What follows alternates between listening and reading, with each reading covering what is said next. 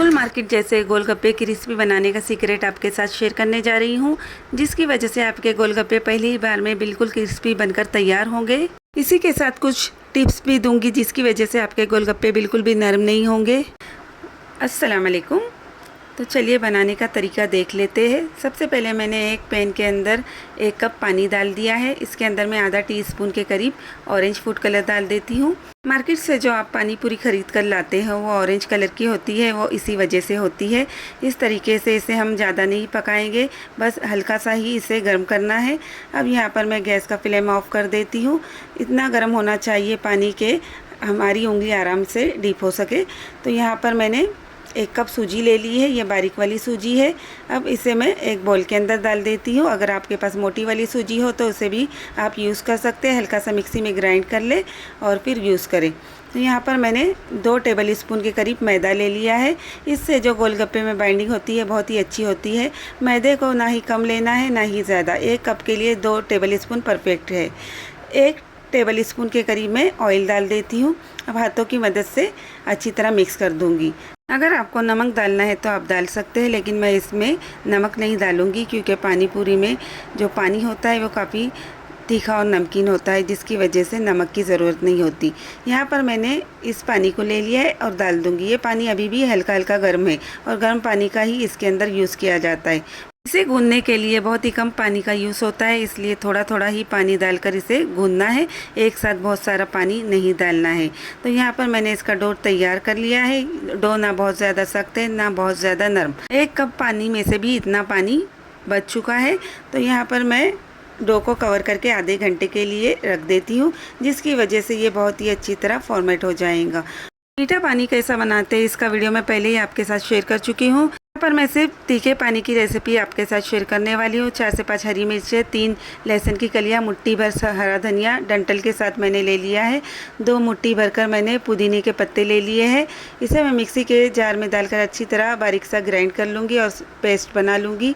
अब मैंने इसका पेस्ट बना लिया है। इसे मैं निकाल लेती हूँ एक बाउल के अंदर और इसमें पानी डाल दूँगी। आपको जितना भी पानी लगे उतना आप डाल सकते हैं। यहाँ पर मैं 2 से 3 गिलास पानी का यूज़ करने वाली हूँ। मिक्सी के जार में थोड़ा सा मसाला चिपक गया है, उसे भी मैं थोड़ा सा पानी डालकर निकाल लूँगी। कोई भी चीज़ वेस्ट नहीं करेंगे। इस तरीके से उसे अच्छी तरह उंगलियों की मदद से मैं निकाल लूँगी। और यहाँ पर देखिए इस तरीके से मैं 1 टेबल स्पून इसके अंदर पानी पूरी मसाला पाउडर डाल देती हूँ, जिससे बहुत ही अच्छा टेस्ट आता है। तो यहाँ पर मैंने 1 टीस्पून नमक ले लिया है, इसे भी इसके अंदर डाल दिया है। ऐसे अच्छी तरह मैं मिक्स करूंगी और ये देखिए हमारा तीखा पानी तैयार हो चुका है।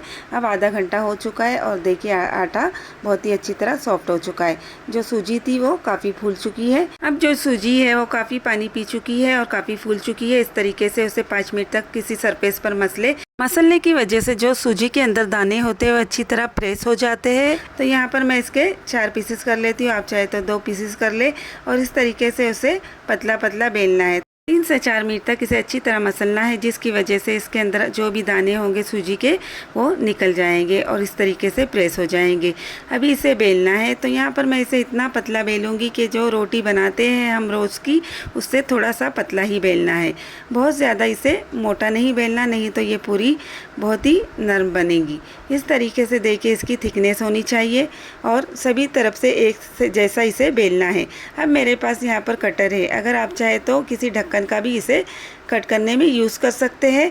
तो मैं इसके इस तरीके से कट कर लगा लेती हूँ और इसके एक एक पीसेस निकाल लेती हूँ।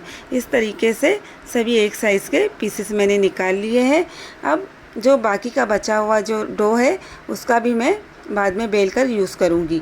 तो यहाँ पर देखिए इस तरीके से सभी पूरी को मैं तैयार कर लेती हूँ।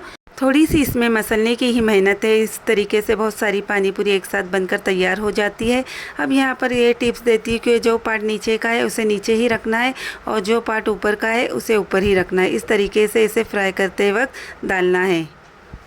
इस तरीके से इसे मैं गरम ऑयल के अंदर डाल देती हूँ। अब यहाँ पर बता देती हूँ, ऑयल अच्छी तरह गर्म होना चाहिए, तब इन पानी पूरी को इसके अंदर डालना है। ये अपने आप ही फूलकर ऊपर आ जाएंगी। और यहाँ पर देख सकते हैं आप, इस तरीके की आप कोई कढ़ाई का यूज़ कर ले, जिसकी वजह से पानी पूरी बहुत ही अच्छी तरह फूल जाती है। जब कढ़ाई के अंदर पानी पूरी फ्राई की जाती है तो ऑयल भी बहुत ही कम यूज़ होता है। यहाँ पर मैं आपको टिप्स देती हूँ कि आपकी पानी पूरी इस तरीके से बहुत ही क्रिस्पी बनेगी। जब पानी पूरी अच्छी तरह फूल जाए तो उसे पलट दे और फिर गैस का फ्लेम स्लो कर दे, जिसकी वजह से पानी पूरी देखिए बहुत ही अच्छी तरह फूलकर क्रिस्पी हो जाती है और ये बिल्कुल भी नरम नहीं होती। इस तरीके से दोनों साइड से इसे अलट पलट कर क्रिस्पी कर ले और ये कई दिनों तक, महीनों तक आप स्टोर भी करके रख सकते हैं। तो यहाँ पर देखिए इस तरीके से मैं बाकी की पानी पूरी भी फ्राई कर लेती हूँ। और इसका मैंने मीठा पानी भी बना लिया है और तीखा पानी भी मैंने इसका बना लिया है। साथ ही मैंने इसके लिए आलूओं को बॉईल कर लिया था, उसमें हल्का सा नमक डाल दिया है और अच्छी तरह मिक्स कर लिया है। इस तरीके से आप घर पर ही पानी पूरी और उसका पानी बना सकते हैं। बहुत ही अच्छी तरह ये पानी पूरी बनकर तैयार हो जाती है और एक साथ बहुत सारी पानी पूरी आप घर पर बना सकते हैं। देखिए मैं आपको तोड़ के भी बता देती हूँ कितनी क्रिस्पी बनी है। जो ऑरेंज कलर का गर्म पानी मैंने यूज़ किया था इसे गूंदने के लिए, उसकी वजह से देखिए इस तरीके का बिल्कुल बाज़ार वाला लुक आया है। इस तरीके से आप बहुत ही फ्रेश पानी पूरी घर पर बना सकते हैं और एक ही कप में कितनी सारी पानी पूरी बनकर तैयार हो जाती है, आप देख सकते हैं। एक कप सूजी से तकरीबन 100 पानी पूरी एक साथ बनकर तैयार हो जाती है। इस तरीके से बहुत ही फ्रेश पानी पूरी आप बनाकर घर पर खा सकते हैं। जब घर पर इस तरीके से पानी पूरी बनाई जाती है तो बच्चे बड़े सभी जी भरकर खाते हैं।